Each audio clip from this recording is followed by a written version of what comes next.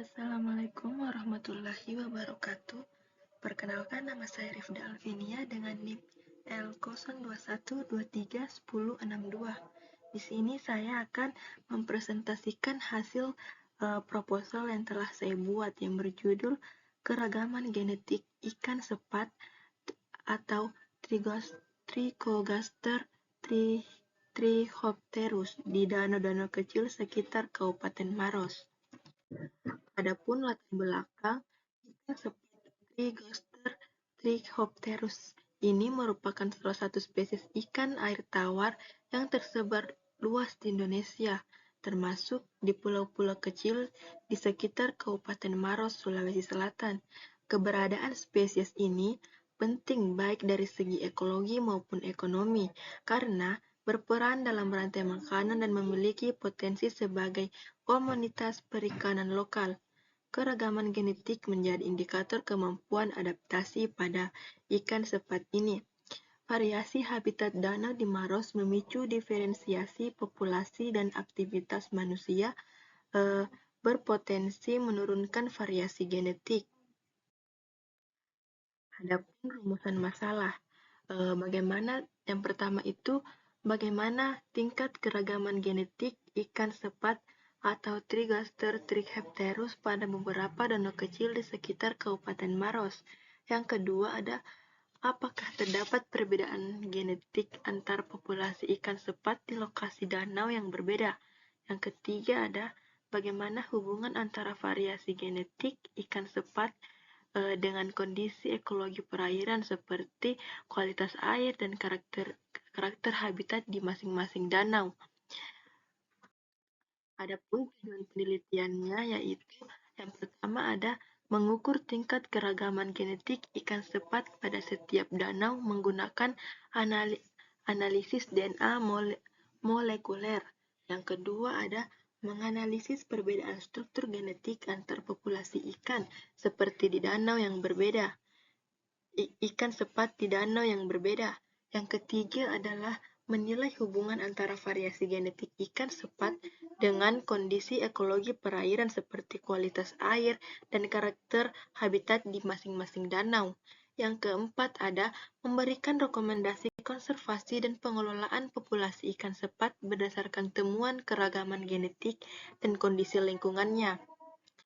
Selanjutnya adalah kajian teori. Yang pertama itu adalah teori genetika populasi. Genetika populasi mempelajari distribusi dan perubahan frekuensi alel dalam suatu populasi organisme dari waktu ke waktu. Dalam populasi alami, variasi genetik ini muncul akibat kombinasi proses evolusi tersebut dan menentukan kemampuan adaptasi spesies terhadap perubahan lingkungan. Yang kedua adalah teori keragaman genetik. Keragaman genetik ini mencerminkan perbedaan dalam susunan gen antar individu atau populasi. Tingginya variasi genetik menandakan potensi adaptif yang baik terhadap tekanan lingkungan dan mencegah risiko kepunahan. Analisis keragaman genetik ini sering dilakukan dengan teknik molekuler seperti RADP yang dapat mendeteksi variasi DNA secara acak dan efisien untuk studi awal populasi. Yang ketiga adalah hubungan ekologi dan variasi genetik, di mana kondisi ekologi berperan seperti suhu, pH, kekeruhan, dan ketersediaan makanan dapat memengaruhi seleksi alami dan menyebabkan variasi genetik antar populasi. Dalam konteks ikan air tawar di Indonesia, perubahan lingkungan akibat aktivitas manusia berpotensi menurunkan variasi genetik lokal memicu hilangnya plasma nutfah. Selanjutnya adalah metode penelitian. Yang pertama itu adalah lokasi dan waktu penelitian. Penelitian ini akan dilaksanakan di beberapa danau kecil yang tersebar di sekitar Kabupaten Maros, Sulawesi Selatan. Lokasi dipilih berdasarkan keberadaan populasi ikan sepat atau Trichogaster trichopterus yang cukup dan representatif, serta aksesibilitas untuk pengambilan sampel. Waktu penelitian direncanakan selama 3 bulan, dimulai dari bulan Januari hingga Maret pada tahun 2026. mencakup tahapan persiapan, pengambilan sampel di lapangan, serta analisis laboratorium. Pemilihan periode ini disesuaikan dengan kondisi cuaca dan ketersediaan populasi ikan sepat yang optimal. Yang kedua adalah jenis dan rancangan penelitian. Penelitian ini menggunakan jenis penelitian deskriptif kuantitatif dengan pendekatan survei lapangan dan analisis laboratorium. Jenis penelitian deskriptif dipilih karena bertujuan untuk mengetahui dan menggambarkan keragaman genetik ikan sepat di danau-danau kecil sekitar Kabupaten Maros secara sistematis tanpa memanipulasi variabel. Selanjutnya adalah teknik pengumpulan data. Yang pertama adalah observasi lapangan, di mana bertujuan untuk mengidentifikasi kondisi danau, distribusi populasi ikan sepat, dan serta faktor lingkungan yang dapat memengaruhi keragaman genetik. Adapun tekniknya yaitu peneliti melakukan pengamatan langsung di lokasi, mencatat kondisi danau seperti kedalaman, luas, vegetasi, kualitas air, serta lokasi penangkapan ikan. Adapun dokumentasinya yaitu data dicatat menggunakan formulir observasi, foto, dan GPS untuk koordinat lokasi. Yang kedua adalah pengambilan sampel biologis atau sampling. Tujuannya yaitu mendapatkan individu ikan sepat yang representatif untuk analisis genetik. Adapun tekniknya menggunakan jaring ikan untuk menangkap individu secara hati-hati, lalu mengambil sampel jaringan seperti sirip atau insang untuk dianalisis di laboratorium. Selanjutnya didokumentasikan. Setiap sampel diberi kode identifikasi yang sesuai dengan lokasi dan tanggal pengambilan.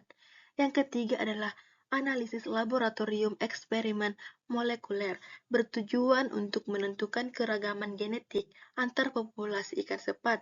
Adapun tekniknya yang pertama adalah ekstraksi DNA dari sampel jaringan. Kedua adalah amplifikasi DNA menggunakan PCR.